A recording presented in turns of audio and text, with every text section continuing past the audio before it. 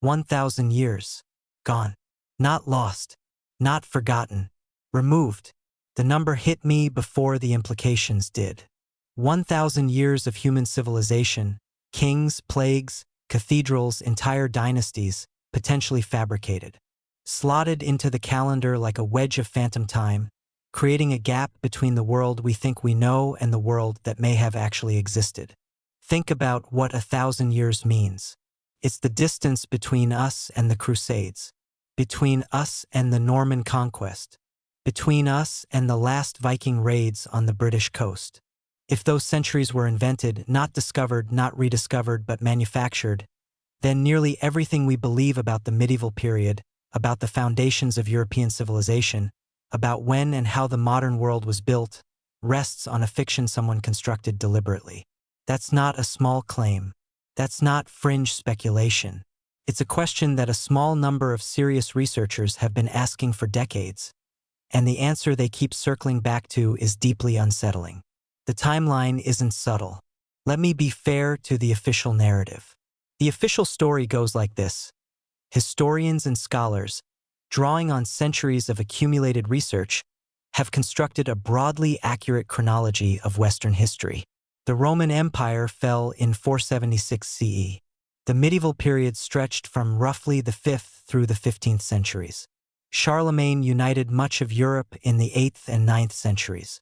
The first millennium unfolded largely as the textbooks describe. A slow crawl from the ruins of Rome toward the Renaissance, punctuated by plague, religious conflict, and the occasional flowering of art or architecture.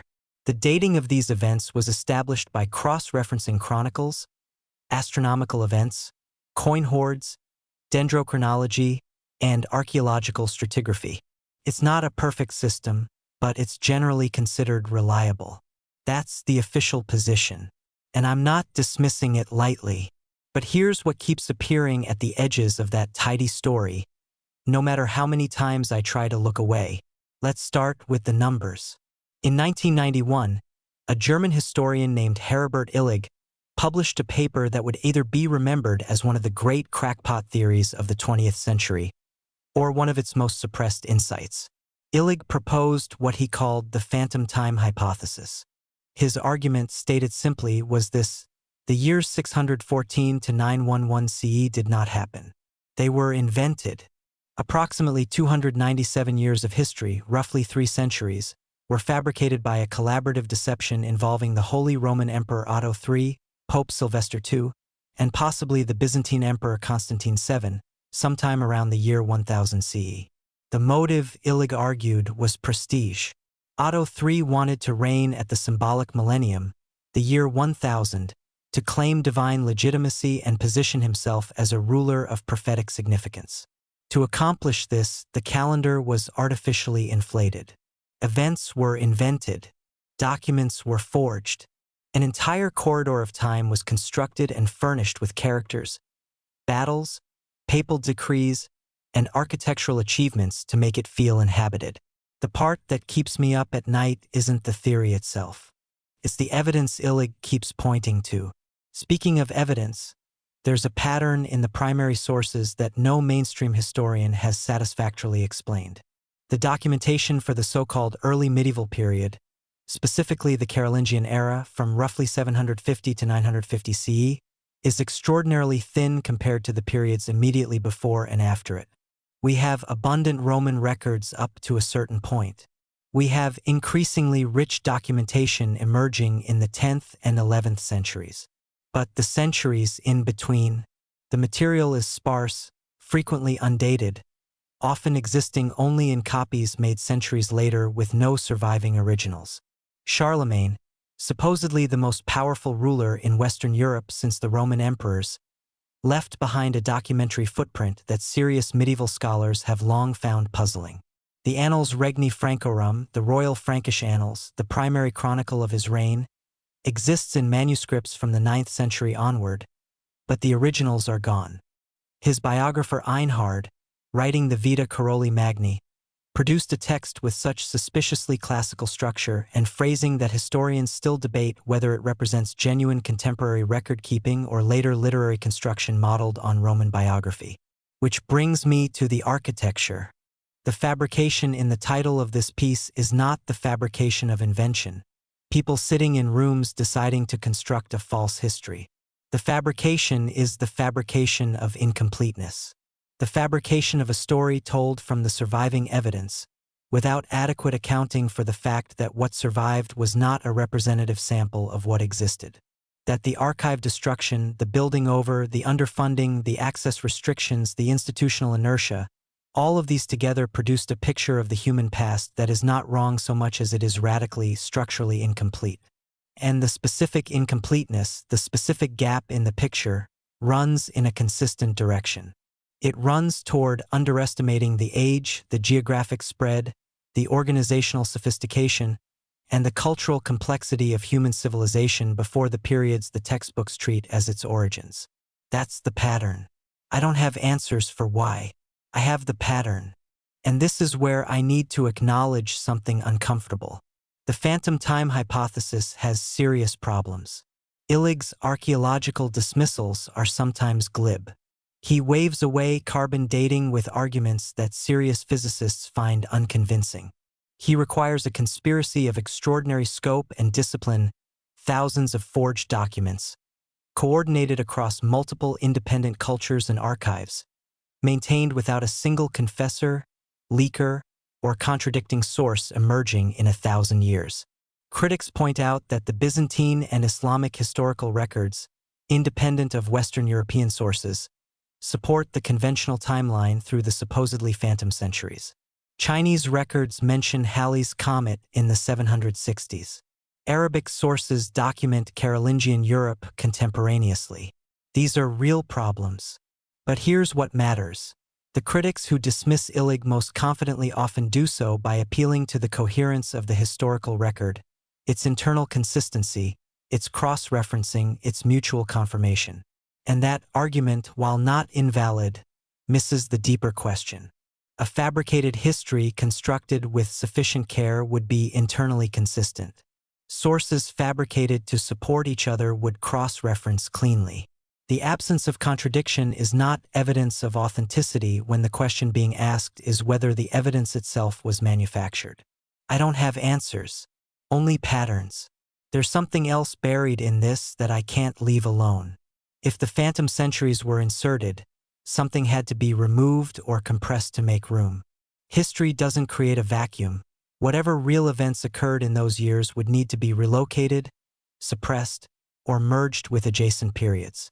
And when you look at what Illig and others suggest the compressed history actually contains, you encounter a striking clustering of events. The transition from late Roman to early medieval, the rise of Islam, the formation of the Carolingian Empire, the first stirrings of what would become the feudal system, all of it condensed, accelerated, almost layered on top of itself.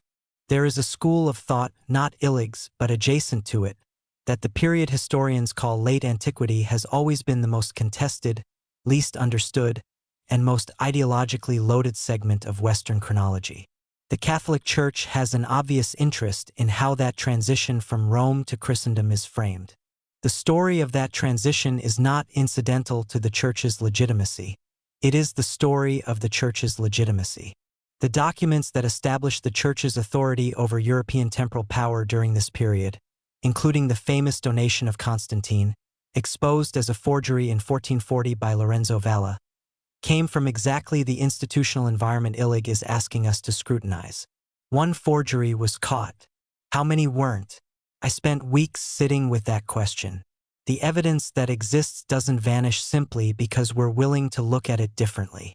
The chronicles are still in their archives, those that haven't been lost, destroyed, or sealed. The Carolingian charters, many of which survive only in 12th century copies of 9th century originals, are sitting in collections in Aachen, in Paris, in the Vatican Library. The Vatican Library, which maintains one of the largest private collections of historical documents in the world, with significant portions under restricted access, some sealed for centuries. That's not an accusation. Archives have legitimate reasons for controlled access, preservation, scholarly priority, administrative complexity.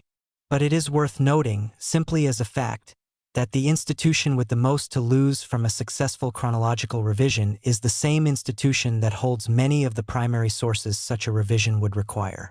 And once you see that, you cannot unsee it. Maybe I'm seeing patterns where none exist. That's always possible. The human mind is a pattern recognition machine calibrated so sensitively that it finds faces in clouds and meanings in coincidences. Illig may simply be wrong. Fomenko almost certainly takes things too far. The scholarly consensus may be right for all the right reasons, and the gaps and anomalies may have mundane explanations that simply require more archival work to surface. But there's a difference between a theory that falls apart under scrutiny and a theory that the field refuses to scrutinize. Illig's work has not been seriously engaged by mainstream medieval historians in the way that genuinely dangerous ideas usually are, with detailed refutation, point by point, source by source. Instead, it has been mostly dismissed, categorized, and shelved. And in my experience, the ideas most quickly shelved are not always the least dangerous. Sometimes they're the most. The calendar we use, the timeline we teach, the 1,000 years of history we believe we understand. These were assembled by human hands, from sources filtered by human institutions, in service of human power. That doesn't make them false, but it means they are not sacred. Something happened in those centuries. People lived and died and built things and burned things and remembered and forgot. Whether they did it in the years we've assigned them, whether 800 CE on our calendar corresponds to what the people living then would have called year 800, is a question that remains genuinely open. The archive is still out there. Some of it is accessible. Some of it is restricted. Some of it was destroyed in fires that may or may not have been accidental, in floods that may or may not have been natural, in clearances that may or may not have been administrative. The documents that would settle this are sitting somewhere, in filing cabinets, in climate-controlled vaults, in the deep stacks of institutions that have been managing the historical record for longer than most modern nations have existed. Whether they will ever be fully opened is a different question entirely. I don't know what really happened to those 1,000 years. I only know that someone, at some point, decided what we would be allowed to remember. And that should be enough to make you wonder who decided and why.